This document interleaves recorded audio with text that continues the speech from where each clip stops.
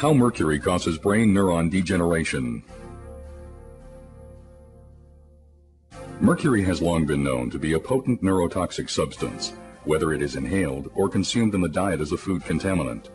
Over the past 15 years, medical research laboratories have established that dental amalgam tooth fillings are a major contributor to mercury body burden. In 1997, a team of research scientists demonstrated that mercury vapor inhalation by animals produced a molecular lesion in brain protein metabolism, which was similar to a lesion seen in 80% of Alzheimer's diseased brains. Recently completed experiments by scientists at the University of Calgary's Faculty of Medicine now reveal, with direct visual evidence from brain neuron tissue cultures, how mercury ions actually alter the cell membrane structure of developing neurons. To better understand mercury's effect on the brain, let us first illustrate what brain neurons look like and how they grow.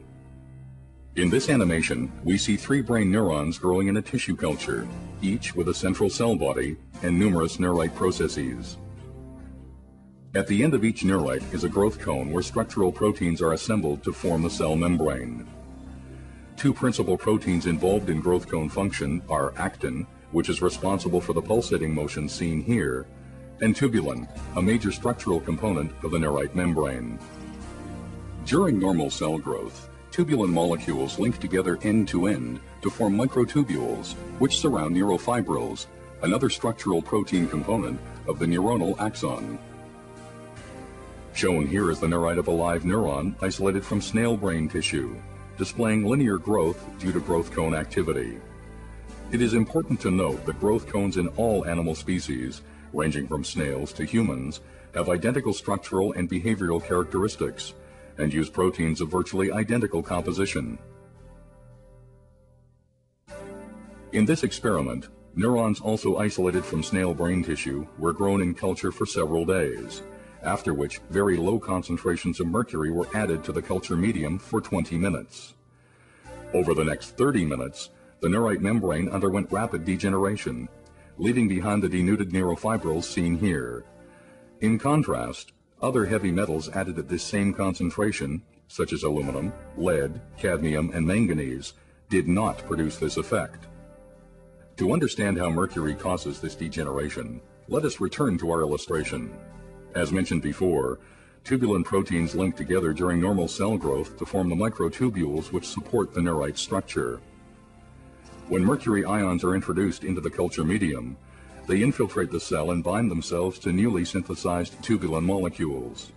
More specifically, the mercury ions attach themselves to the binding site reserved for guanosine triphosphate, or GTP, on the beta subunit of the affected tubulin molecules. Since bound GTP normally provides the energy which allows tubulin molecules to attach to one another, mercury ions bound to these sites prevent tubulin proteins from linking together. Consequently, the neurite's microtubules begin to disassemble into free tubulin molecules, leaving the neurite stripped of its supporting structure. Ultimately, both the developing neurite and its growth cone collapse, and some denuded neurofibrils form aggregates or tangles, as depicted here. Shown here is a neurite growth cone stained specifically for tubulin and actin, before and after mercury exposure. Note that the mercury has caused disintegration of tubulin microtubule structure.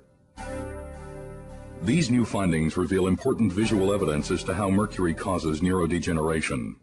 More importantly, this study provides the first direct evidence that low-level mercury exposure is indeed a precipitating factor that can initiate this neurodegenerative process within the brain.